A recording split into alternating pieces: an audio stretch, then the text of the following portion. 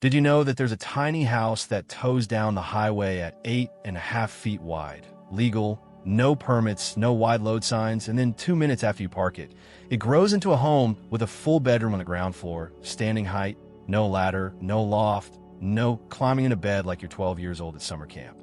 Sounds like a gimmick, right? It's not. It's one of the fastest growing categories in tiny house design right now. And by the end of this video, I'm going to show you exactly how the mechanism works, what it actually costs in 2026, which builders are doing it right, and the one honest problem almost nobody in this space wants to talk about. Stick around for that last part, because it's the difference between a home that lasts 20 years and one that's leaking by year 3. Before we get into it, hit subscribe and turn on notifications. I put out honest, fact-check tiny house breakdowns every week, real pricing, real builders, no fluff, no sponsorships. If you're thinking about downsizing, this channel is where you get the numbers nobody else gives you straight. Now let's get into it. For over a decade, the tiny house world had one unspoken rule. The bedroom goes in the loft. Living space stays on the ground floor. It made sense on paper. You got 200 square feet to work with, so you stack the sleeping area above your head and free up the floor for a kitchen, a bathroom, a couch. Efficient, clever even. But here's what nobody put in the brochure. Loft bedrooms usually only give you 3.5 to 4.5 feet of headroom. That means you can't sit up straight in bed. You can't stand up to get dressed. You're climbing a ladder or a steep alternating tread staircase every single night, sometimes half asleep, sometimes carrying a laundry basket, sometimes at 2 in the morning because you heard a noise downstairs. For someone in their 20s, that's a quirky inconvenience. For someone over 50, for anyone with knee problems, back problems, or a disability, it's not quirky. It's a deal breaker. It's the #1 reason people fall in love with a tiny house online and then quietly back out of buying one. So builders started asking a different question. What if the bedroom didn't have to shrink to fit on the ground floor? What if the house itself could grow? This is where slide-out technology enters the tiny house world, and it's worth understanding because it's genuinely clever engineering, not just a marketing term.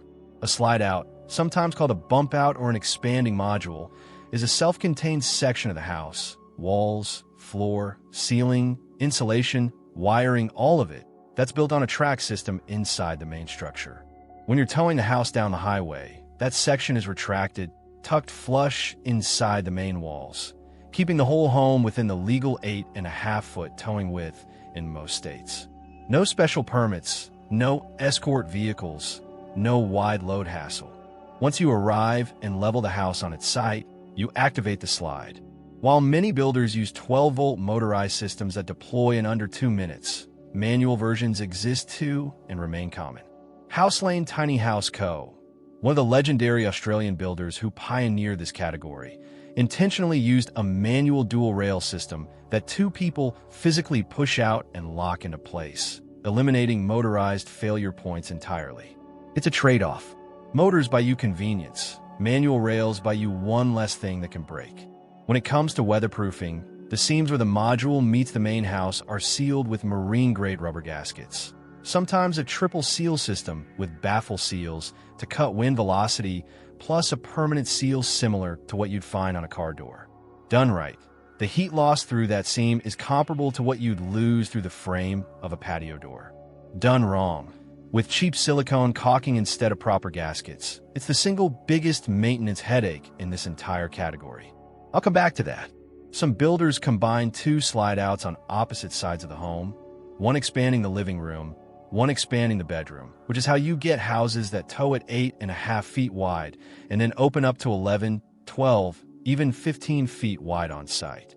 That's not a small difference. That's the difference between a cramped RV-adjacent feel and a home that genuinely feels like a home.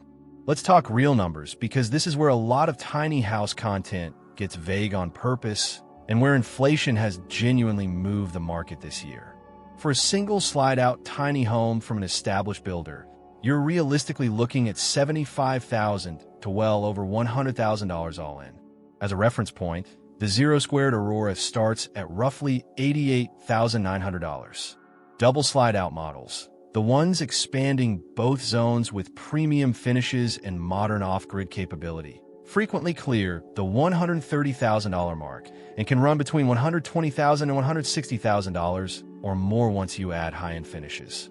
If you're going the retrofit route, meaning you want to add a slide out to a tiny house you already own, budget roughly $4,000 in materials and another $5,000 in labor per slide out, assuming you can even find a builder willing to take the job. Which brings me to an honest point I want to flag right now. Some professional tiny house builders have stopped accepting slide-out installation jobs entirely, because even when they're built correctly, these mechanisms have a reputation for developing leaks after a few years, and builders don't want the callback liability. That's not me being negative about the category. That's the actual state of the trade in 2026, and you deserve to know it before you fall in love with a floor plan. If you're comparing this to a standard fixed layout tiny house, those typically run $60,000 to $110,000 or more from a professional, legally certified builder in today's market. A true $35,000 build is almost exclusively a DIY project or a bare, unfinished shell at this point, not a turnkey home. I want to ground this in actual companies and actual models because it's easy to talk about this stuff in the abstract. Häuslein Tiny House Co., out of Australia, famously pioneered this space with their Sojourner line. Their Grand Sojourner Layout 3 is a cedar-clad model where the manual slide-out lounge area takes the home from about 8 feet wide while towing to roughly 11 feet wide once parked. It's worth noting Häuslein has since stopped accepting new custom manufacturing orders. So think of them less as a builder you can commission today and more as the industry benchmark everyone since has been building on. Mint Tiny Homes, based in Canada, built a 36-foot model with 2 separate slide-outs, one expanding the living room, one expanding the bedroom. Full-size kitchen with quartz counters, a proper bathroom with a stacked washer and dryer, black board and batten exterior. Their premium 34 to 36-foot builds like this one typically baseline well over $130,000. It's one of the most thoroughly documented double-slide builds in the entire tiny house community. So if you want to see one in action before committing to the idea, that's a good one to search up. Zerosquared developed a proprietary slide-out module system specifically for tiny homes rather than adapting RV slide hardware, which matters because RVs aren't built with residential-grade materials for full-time living. Their Aurora model adds over 120 square feet across 2 expanding modules on a 32-foot platform, towing at 8'6" and opening up to 15'6" on site, starting around $88,900. They've also been transparent that the most expensive component in their system, the 12-volt motors, run about $500 each and can be swapped in minutes if one fails, which is the kind of maintenance honesty more builders should be offering up front. Decathlon Tiny Homes released the Betty this year, a 28-foot model on a triple-axle trailer. The ground floor bedroom here isn't a slide-out, it's a fixed downstairs layout, but makes the case for why buyers want this in the first place. Full standing headroom, a queen platform with integrated storage drawers, a skylight.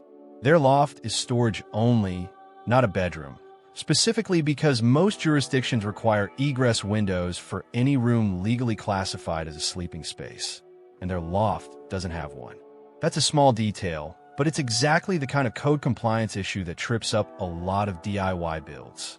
Decathlon hasn't published an exact price for the Betty, but it's based on their Athena series, which starts at $79,500.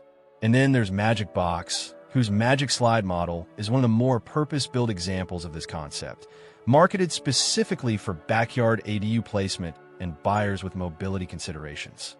Their expanding wall system creates a ground floor bedroom with 36-inch pathways, which is the width generally referenced for wheelchair accessibility, deployable in under 2 minutes. Now here's the part one said I'd save for the end, because it completely flips everything we've talked about so far, and I think it's the most interesting design decision happening in this space right now. A small French builder called Lou Tiny House released a model called the Veronique, built for a specific client, a musician named Veronique, based in the Cannell Mountains. And their solution to the ground floor bedroom problem wasn't a mechanical slide out at all. It was something almost stupidly simple once you see it. They flipped the entire layout upside down. The bedroom went on the ground floor, permanently, no expansion needed. And the loft, The space everyone else uses for sleeping became the living room instead. Think about why that works. A loft with 3.5 feet of headroom is a genuinely bad bedroom. You can't sit up, you can't dress standing, it's a shelf you climb into. But that same cramped headroom is perfectly fine for a living room because you're sitting down anyway. Nobody expects to stand up straight on their own couch. So the compromise that used to sit in your bedroom, the room where headroom matters most, gets moved to the one room where it barely matters at all. It's a 19-foot home on a double-axle trailer, spruce cladding, metal roof, and by every account, it doesn't feel like a compromise. It feels considered. No motors, no seals to maintain, no leak risk, just a smarter default. It's proof that the ground floor bedroom problem doesn't always need an expensive mechanical solution. Sometimes it just needs someone willing to question a rule nobody ever actually wrote down. They just kept repeating it because that's how it had always been done. I promised you honest numbers on this channel, so let's close the gap on what nobody puts in the sales brochure. Weatherproofing is the #1 real-world maintenance issue with slide-out systems. The seals need inspection, and depending on quality, replacement every 3 to 5 years. Budget around $500 when that happens. Automotive-grade seals are rated for 20-plus years, but cheaper builds using standard silicone caulking can fail within 2 seasons. So ask any builder directly what seal system they use before you sign anything. Retrofitting an existing tiny house with a slide-out is rarely worth it. You're often re-engineering the structural frame, the floor system, and sometimes the trailer itself, and the cost can approach or exceed just building an expandable home from scratch. And zoning still matters more than the mechanism. Slide-out or fixed ground floor layout. You still need to confirm your local jurisdiction allows the finished, expanded footprint, not just the towing footprint, especially if you're placing this as a permanent ADU. Regulations here vary heavily by state and by county, so that's homework, not a footnote.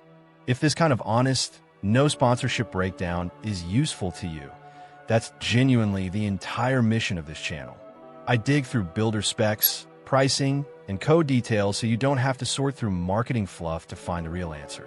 Subscribe if you haven't, drop a comment telling me which builder or floor plan you want me to break down next. And if you know someone who's stuck between a loft and a ground floor bedroom trying to make this exact decision, send them this video. I'll see you in the next one.